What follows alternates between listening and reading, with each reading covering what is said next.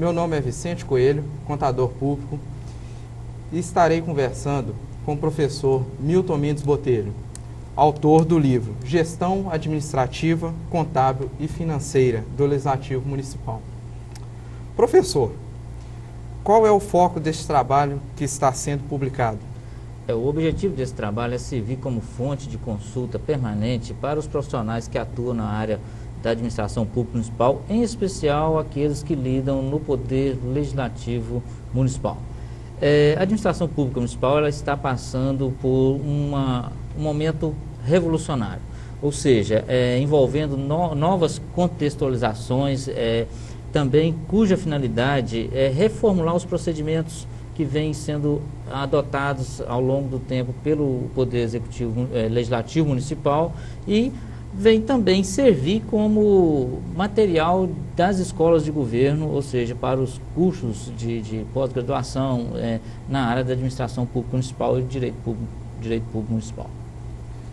O senhor destaca 5 funções da Câmara Municipal: legislar, fiscalizar, julgar, assessorar o Executivo e administrar. O senhor poderia estar falando sobre essas funções? É bom destacar que algumas vezes os próprios vereadores esquecem quais são suas funções. E a sociedade, na maioria, nem sabe quais são as funções dos vereadores. Alguns entendem que o vereador deve agir como um assistente social, ou seja, empregar todo mundo, doar bens para as pessoas, e na verdade não é essa a função do vereador. As funções da Câmara, eu destaquei essas 5 funções, porque entendo que a função de legislar, a Câmara de Vereadores tem o dever de complementar todas as normas constitucionais, todas as normas gerais a nível municipal. Legislar de forma que venha proporcionar o desenvolvimento do determinado município, como a própria criação da própria lei orgânica, plano diretor, código tributário e assim por diante, enfim, uma infinidade de leis que são de extrema importância para o município se desenvolver. A função de fiscalizar, como todos nós conhecemos, é fiscalizar o cumprimento desses instrumentos que já foram aprovados previamente, como planejamento, como plano plurianual, como lei orçamentária anual, lei de diretriz orçamentária, plano diretor. Então, a função de fiscalizar não é impedir ou atrapalhar o executivo de fazer alguma coisa, até pelo contrário, é de incentivar o executivo a cumprir com aqueles planejamentos que foram previamente aprovados pelo Legislativo Municipal. A função de julgar é quando a Câmara julga as contas do município. Quando a gente fala contas do município, porque as contas hoje elas são consolidadas, tanto o Poder Legislativo, o Poder Executivo e a administração indireta. Então, julga-se as contas do município após a emissão de parecer prévio do Tribunal de Contas. Esta é uma das funções da Câmara de Vereadores, que nada é mais do que a conclusão daquilo tudo, que é a função de legislar, a função de fiscalizar e julgar. Ou seja, planejou, executou, aprovou. Então, uma complementando a outra. A função de assessorar, a Câmara de Vereadores exerce esse papel quando ela verifica, o vereador verifica que em alguma localidade, onde ele é o majoritário, ele verifica a necessidade de alguma obra ou alguma instalação de uma escola, creche, coisa nesse sentido. Ele coloca isso para o prefeito ou pede que isso seja inserido no planejamento, ou seja, na lei orçamentária anual. Então, essa forma de ajudar o executivo a cumprir com o seu papel. O vereador também tem essa função de assessorar. Quanto à função administrativa, essa já é restrita, ou seja, a Câmara ela já tem a obrigação de administrar os recursos que a ela são repassados da forma administrar somente o seu funcionamento, ou seja, ela não tem competência para realizar outras coisas. Então, a função administrativa está restrita ao pagamento de folha de vereadores, folha de servidor e manutenção do prédio da Câmara de Vereadores. Outro destaque do livro do senhor é a autonomia financeira da Câmara de Vereadores. Mas a Câmara não possui receita e não tem competência para abrir créditos suplementares. Não, veja bem, a Câmara de Vereadores possui autonomia financeira garantida pela Constituição Federal. Então, nós podemos nem discutir isso, porque a própria Constituição garante a sua autonomia financeira. Agora, no entanto, ela não possui orçamento próprio. A verdade é que o orçamento ele é do município. Então, o orçamento inclui tanto o Poder Legislativo, o Poder Executivo e as autarquias, a administração indireta, podemos chamar. O que a Câmara possui são as dotações orçamentárias da despesa. Por que da despesa? Porque a Câmara não é órgão arrecadador. Então, ela não arrecada receita.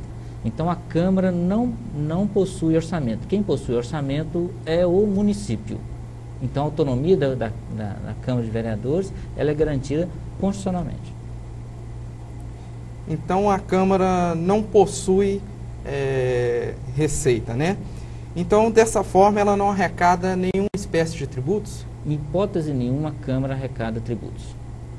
Em hipótese nenhuma, a Câmara pode gastar alguma receita que não seja aquela que é repassada. Ou seja, a Câmara não tem receita. O que a Câmara tem é duodécimos. Ela recebe duodécimo, que é repassado até o dia 20 de cada mês, o Executivo repassa aos cofres da Câmara de Vereadores. Quais os demais assuntos atuais que o senhor trata neste livro?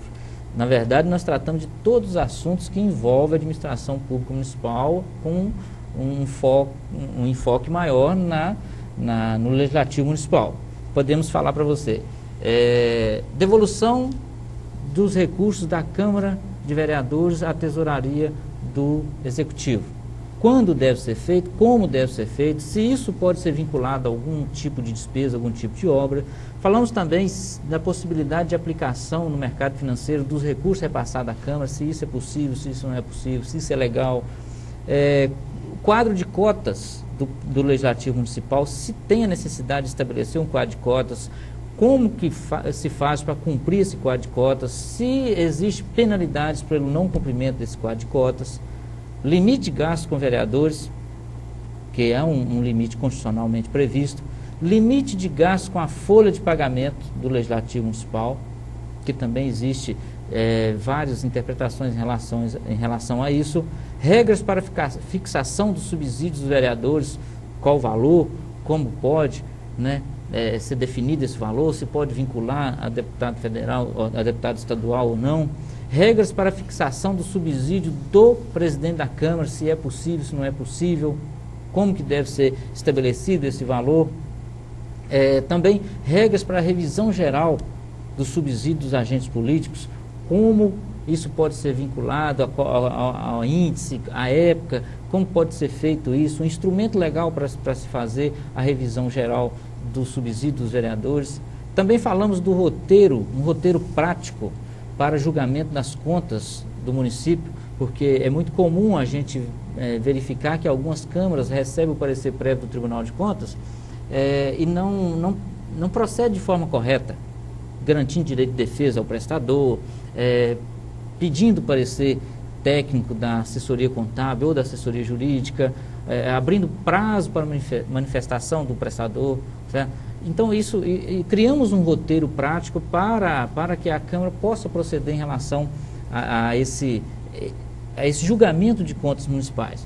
Controle interno do Legislativo Municipal, também a gente traz quais são as suas funções, como que deve ser inserido, como que ele deve funcionar, a gente também aborda esse assunto.